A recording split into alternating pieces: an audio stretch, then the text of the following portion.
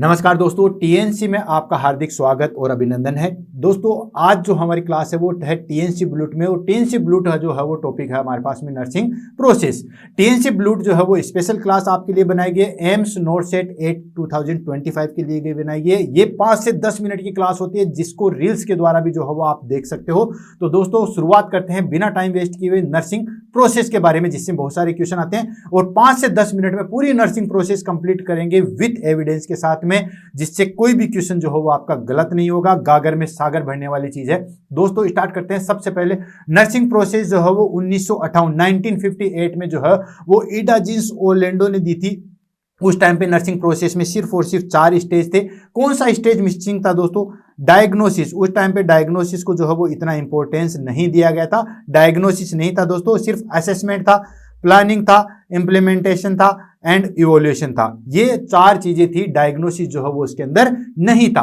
तो दोस्तों उसके बाद एक पर्टिकुलर डेफिनेशन आई है नर्सिंग प्रोसेस की। तो nursing process is the critical thinking process that professional nurse use to apply the best available evidence to care giving and promoting human function and response to health and illness. ये American nurse association 2010 में दी गई थी कि nursing process जो है वो एक critical nursing जो है क्रिटिकल जो है वो प्रोफेशनल नर्स के द्वारा जो है वो अप्लाई किया जाने वाला जो है वो केयर है, जिसमें हम पर्सन को जो है बेटर केयर देते हैं, प्रमोट करते हैं उसके फंक्शन को, और उसकी रिस्पॉन्सिबल लेते हैं हेल्थ और इलनेस को। अदर डेफिनेशन भी है जो काफी इजी है। Nursing process is a systemic methods to providing care of client, यानी कि किसी भी क्लाइंट को जो है वो एक पर्टिकुलर जो केयर दी जाती है उसको बोलते हैं नर्सिंग प्रोसेस। या nursing process the systemic methods of planning and providing individualised nursing care, यानी कि एक इंडिविजुअल पर्सन को जो नर्सिंग केयर दी जाती है उसको हम बोलते हैं, एक सिस्टमेटिकली जो केयर दी जाती है उसको हम बोलते हैं दोस्तों नर्सिंग प्रोसेस। तो नर्सिंग प्रोसेस एक साइक्लिक चेन है। Cyclic chain in the sense ये कभी भी जो है वो एंड नहीं होती है।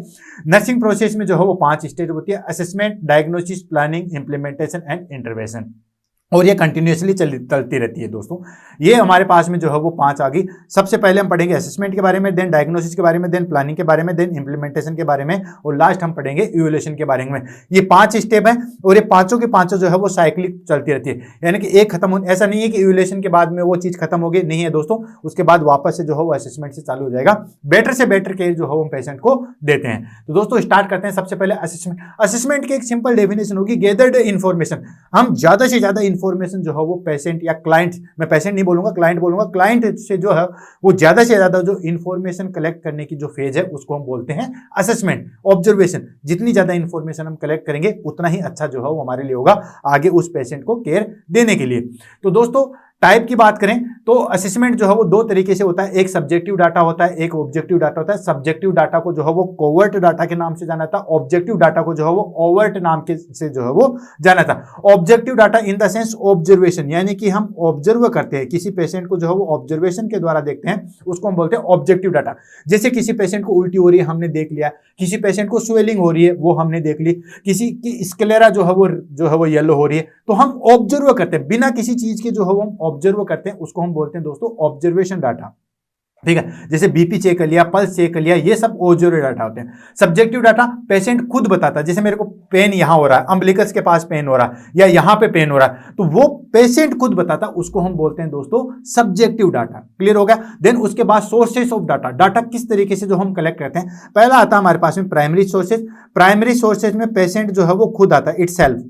पेशेंट जो है वो खुद से सारी चीज बताता है, उसको हम बोलते हैं प्राइमरी सोर्सेज। पेशेंट बताएगा कि मेरे को 5 दिन से बुखार है, मेरा वेट लॉस हो रहा है, मेरे को उल्टी हो रही है, ये सब प्राइमरी सोर्सेज में गए। सेकेंडरी सोर्सेज में क्या होता है, अनोदर पर्सन बताता है। अनोदर यानी कि उसके साथ वाला, उसके गार्जियंस वो बताते हैं। जैसे फॉर एग्जांपल बच्चे की कोई भी तकलीफ होती है तो माँ बताती है, तो उसको हम बोलते हैं दोस्तों सेकेंडरी सोर्सेज। उसके बाद आता है methods of data collection. Methods of data collection में 2 हमारे पास में मेथड्स आते हैं। एक होता है हमारे पास में फिजिकल एग्जामिनेशन, जिसमें आपको पता है इंस्पेक्शन आता है, पैल्पेशन आता है, परकशन आता है और अस्कल्टेशन आता है। इस मेथड्स के द्वारा हम जो हो पेशेंट की इंफॉर्मेशन गेन करते हैं, कहां स्वेलिंग है, कहां टेंडरनेस है, कौन सा वीजिंग साउंड है, नहीं है, पल्स कितनी आ रही है, टेंडरनेस कितनी है, वो सारी चीजें इन मेथड्स के द्वारा जो है वो देखी जाती है, जिसको हम फिजिकल मेथड्स के अंदर जो है वो कलेक्ट करते हैं। दूसरा आता है दोस्तों interview. Interview in the sense की डाटा का एक्सचेंज करना। हम उससे कोई क्वेश्चन पूछते हैं, वो उसका आंसर देता है, फिर हम नेक्स्ट क्वेश्चन पूछते हैं, देन उसका आंसर देता है, वो हो गया हमारे पास में इंटरव्यू। इस तरीके से फिजिकल एग्जामिनेशन मेथड से और इंटरव्यू मेथड से हम ज्यादा से ज्यादा इंफॉर्मेशन को जो है वो कलेक्ट करते हैं। ये हमारे पास में डाटा कलेक्शन की मेथड्स आ गए। सारे डाटा कलेक्ट होने के बाद हम जो है वो उसके डायग्नोसिस बनाएंगे दोस्तों, क्योंकि हमारे पास इंफॉर्मेशन कलेक्ट हो गई। तो डायग्नोसिस क्या होता है दोस्तों? पेशेंट की एक्चुअल और पोटेंशियल प्रॉब्लम्स को हम क्या कहते हैं दोस्तों, डायग्नोसिस कहते हैं। डायग्नोसिस दो तरीके का होता है, एक होता है मेडिकल डायग्नोसिस, एक होता है नर्सिंग डायग्नोसिस। बहुत सारे लोगों को इनके बारे में नहीं पता है। मेडिकल डायग्नोसिस होता है जो पेशेंट की एक्चुअल प्रॉब्लम्स है, जैसे फॉर एग्जांपल किसी पेशेंट को रीनल स्टोन है तो मेडिकल डायग्नोसिस हो गया रीनल स्टोन या किडनी स्टोन, या किसी के पेशेंट को जो है वो निमोनिया है, ठीक है, लंग में इन्फेक्शन है तो उसको बोले निमोनिया, तो निमोनिया हो गया दोस्तों मेडिकल डायग्नोसिस। क्लियर है।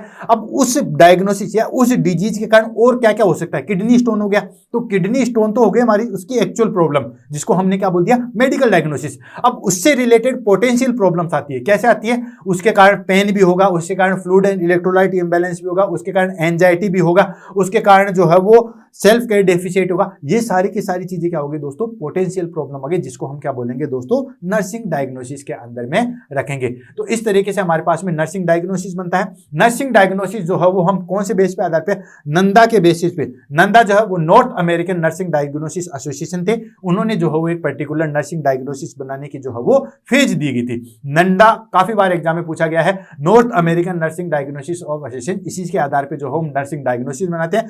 नर्सिंग डायग्नोसिस के अंदर जो है वो बेसिकली तीन चीजें होनी चाहिए। कौन कौन सी चीजें, पहली चीज उसकी पोटेंशियल प्रॉब्लम्स, क्या होनी चाहिए, पोटेंशियल प्रॉब्लम्स। देन उसकी वजह से जो है वो इटियोलॉजी क्या है, किसकी वजह से हो रहा है, और तीसरी आती है दोस्तों उसके साइन सिम्टम्स या उसके आउटकम, कैसे हमें जो है वो पता चल रहा है। जैसे for example pain related to renal stone या रिलेटेड टू डिजीज कंडीशन या रिलेटेड टू कैल्शियम जो है वो accumulation as evidence by facial changes expression. Clear है। पेन तो हो गया पोटेंशियल प्रॉब्लम, एज रिलेटेड होगा इटियोलॉजी, क्यों हो रहा है वो पेन, ठीक है ना, एंड कैसे हमें पता चला, फेशियल एक्सप्रेशन से पता चला, वो हो गया हमारे पास में साइन सिम्टम्स। तो ये तीन चीजें जो है वो नर्सिंग डायग्नोसिस में आनी चाहिए। कोई भी चीज मान लो, फ्लूइड एंड इलेक्ट्रोलाइट इंबैलेंस, क्या हो गया, फ्लूइड एंड इलेक्ट्रोलाइट इंबैलेंस, ये होगी potential problem. Fluid and electrolyte imbalance related to decrease GFR जो है वो इटियोलॉजी होगी, जिसकी वजह से फ्लूइड एंड इलेक्ट्रोलाइट इंबैलेंस हो रहा था, as evidence by disarrange intake output chart. अब इनटेक आउटपुट चार्ट जो है वो चेंज हुआ, जिसकी वजह से ये सारी चीजें हुई। तो ये तीनों चीजें जो है वो आनी चाहिए, और ये सारी की सारी जो है वो किसने बताई थी, north American nursing diagnosis association ने जो है वो बताई थी। उसके बाद आता है दोस्तों हमारे पास में प्रॉब्लम प्लानिंग में आता है टू सॉल्व द प्रॉब्लम। उसके लिए हमें क्या करना है, प्लान करते हैं कि प्रॉब्लम हमें पता चल गई है, इंफॉर्मेशन हमें कलेक्ट कर लिए, अब उसके बाद उस प्रॉब्लम को सोल्व कैसे करते हैं वो हम करेंगे दोस्तों प्लानिंग के अंदर। उसके बाद आता है दोस्तों इंप्लीमेंटेशन मतलब एक्शन, हम क्या करेंगे, फ्लूइड इलेक्ट्रोलाइट इंबैलेंस हो गया तो हमने फ्लूइड लगा दिया, पेन कर दिया तो हमने उसको मसाज कर दिया या म्यूजिक थेरेपी दे दिया या उसको जो है वो कहानियां सुना दी। ये हो गया हमारे पास में दोस्तों इंप्लीमेंटेशन, क्या एक्शन हम ले रहे हैं उसको हम बोलेंगे इंप्लीमेंटेशन। उसके बाद आता है दोस्तों इवोल्यूशन आता है हमारे पास में आउटकम, जो भी हमने कार्य किया, जितना भी हमने कार्य किया, जैसे आप टीएनसी ब्लूट पढ़ रहे हो, आपका सिलेक्शन होगा तो वो आउटकम निकलेगा, ठीक उसी तरीके से हमारे पास में जो है वो हमने नर्सिंग प्रोसेस कंप्लीट किया। ये सारी करने के बाद हमारे पास में रिजल्ट क्या निकला, अगर हमारे पास में रिजल्ट अच्छा निकला, पेशेंट ठीक हो गया तो अच्छी बात है, नहीं हुआ तो वापस से उसको जो है वो रीस्टार्ट करते हैं और अच्छा रिजल्ट लाने के लिए जो हम करते हैं। तो इस तरीके से हमारे पास में जो है 5 स्टेज होगी नर्सिंग प्रोसेस की।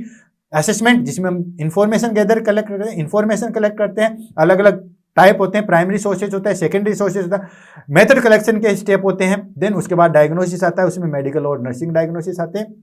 उसके बाद जो है वो नंदा आता है। उसके बाद हमने जो है वो प्लानिंग पढ़ा कि कैसे हम प्रॉब्लम को सोल्व कर सकते हैं। उसके बाद हमने इम्प्लीमेंटेशन को देखा और उसके बाद जो है वो आउटकम्स को देखा। इस तरीके से हमने नर्सिंग प्रोसेस को जो है वो कंप्लीट किया। थैंक यू दोस्तों। टीएनसी ब्लूट आपको कैसे लगी कमेंट में जरूर बताइएगा। हर एक दिन आपके पास में जो है वो एक ब्लूट आएगी और आप जो है वो रील्स की तरह इसको देख के पढ़ के आगे बढ़ सकते हो। ये स्पेशली एम्स नोर सेट 2025 8 के लिए जो है वो तैयार की गई है। Thank you so much.